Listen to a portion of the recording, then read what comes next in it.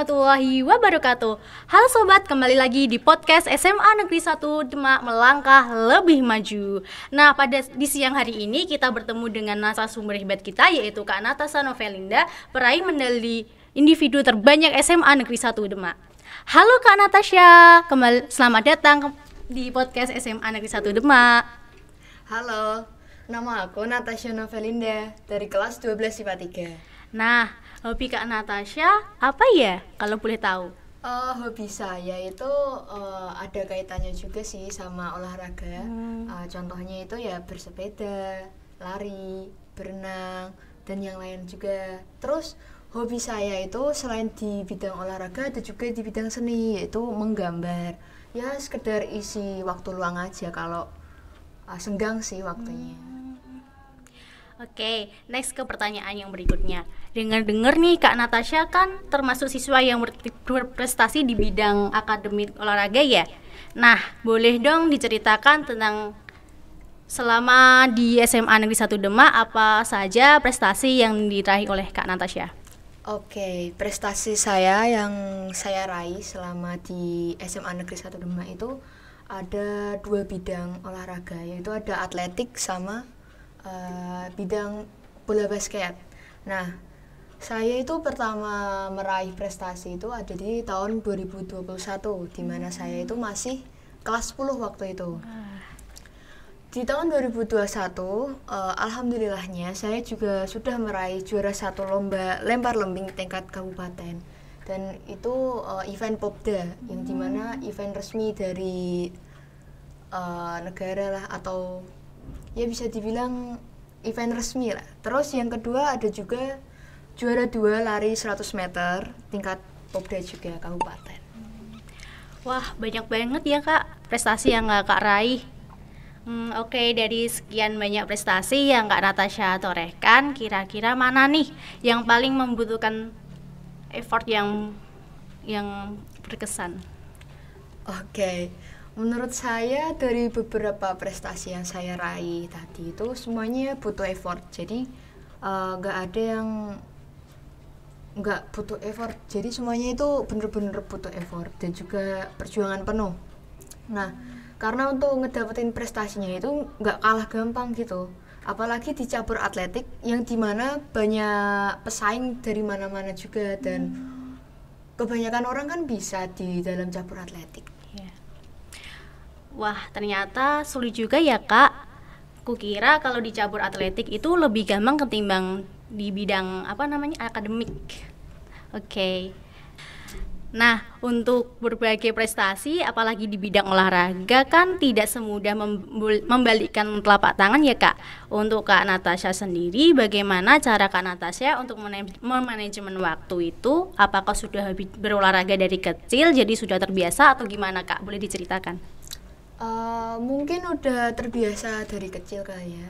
Saya udah terjun di dunia olahraga mulai dari kelas 3 SD.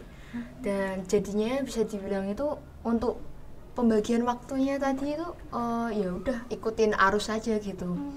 Kalau misal capek habis latihan, capek habis berolahraga kayak gitu, ya udah langsung istirahat aja. Untuk belajar kan bisa dilaksanain di di subuh. Oh iya. Ya, kata peneliti kan di subuh juga kan itu otak kita kan lebih efektif bekerjanya gitu. Terus kalau ada les atau ada acara gitu dan berpapasan sama jadwal latihan, itu mungkin dipilih salah satu aja. Dari mana sih yang lebih penting gitu. Kalau misal mau persiapan PAS atau ujian kayak gitu kan pastinya lebih milih lesnya gitu. Dan untuk latihannya itu bisa latihan mandiri atau di lain waktu gitu. Oke gitu ya Kak. Pertanyaan yang kelima ini Kak. Dengar-dengar juga nih untuk mendukung hobinya Kak Natasha dalam berolahraga, Kak Natasha bergabung dengan ekstrakurikuler SMA Negeri 1 Demak ya. Boleh diceritakan tentang ekstra atletik yang Kakak sendiri ikuti, dan apa sih istimewanya dari ekstra tersebut sehingga Kak Natasha tertarik untuk bergabung? Keistimewaan dari atletik itu unik sih kata pertamanya. Terus itu bahkan kesan pertama saya waktu saya itu masuk ke dalam masuk ke dalam cabur atletik gitu. Uniknya itu ada di pembagian cabur-cabur di dalamnya gitu. Jadi atletik itu nggak cuman satu aja kegiatannya, tapi ada banyak. Contohnya ada lari, ada lompat, terus larinya itu dibagi lagi menjadi beberapa bagian. Jadi ada lari pendek atau sprint, lari menengah, lari jauh atau maraton. Terus di lompat juga itu ada dua. Apa saja itu, Kak? Mungkin lebih dari itu ya. Tapi kalau tingkat SMA yang saya tahu hanya 2. Jadi lompat tinggi, lompat jauh itu contohnya. Terus mungkin saya boleh tanya. Oke, boleh. Amita dulu pernah nggak ikut cabur atletik? Pernah sih, tapi waktu SD, itu waktu sekolah cuma main-main bola doang sih. Karena kan di SD dulu kan diajarin buat main bola, jadinya ya oke, saya ikut aja. Oke. Mungkin kesan pertamanya apa waktu tahu atletik gitu? Seru sih, Kak.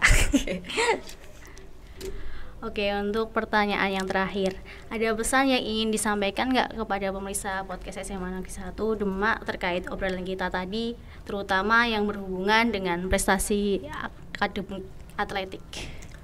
Oke, pesan saya untuk teman-teman semuanya itu dari pengalaman yang saya alami beberapa tahun, ada salah satu kalimat yang benar-benar melekat di dalam ingatan saya atau di otak saya, apa yang saya pikirin waktu saya mengikuti sebuah lomba, melaksanakan sebuah kegiatan olahraga, itu adalah jangan jadikan kekalahan itu sebagai kegagalan abadi gitu, melainkan jadikanlah kekalahan itu sebagai guru utama kita untuk mencapai sebuah kemenangan, sebuah kesuksesan. Jadi intinya adalah kita nggak boleh pantang menyerah, tetap berusaha lebih keras walaupun akhirnya itu bakal gagal lagi. Tapi percaya aja, di balik kegagalan pasti ada kebahagiaan yang berlipat-lipat, apalagi kemenangan. Terima kasih. Nah, itu seputar perbincangan kita tadi. Pesan saya untuk pemirsa podcast SMA Negeri 1 yaitu teruslah gapai prestasimu sampai kamu sukses. Saya Vita Ratna Wulandari, pamit undur diri. Bye-bye.